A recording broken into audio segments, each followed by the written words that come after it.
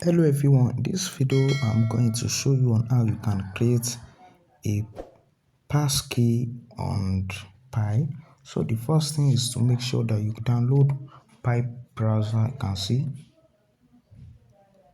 make sure that you download this app.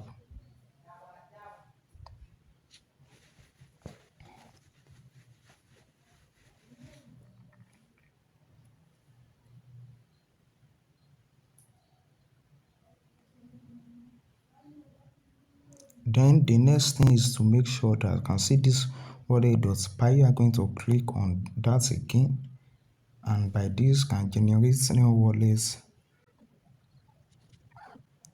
Then this my can see now that you are going to copy this.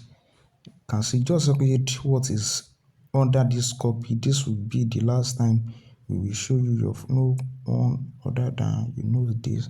Store it safely. Make sure that you store this thing safely on your phone, and just copy it, and whenever you want to use it, it will be accessible for you to use.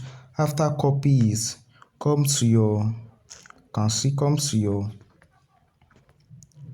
to this place here. You can see now, come to this your Samsung note here. Your note can be your Apple note, and go and paste it there. So this how you can generate a phrase key. See you in my next video.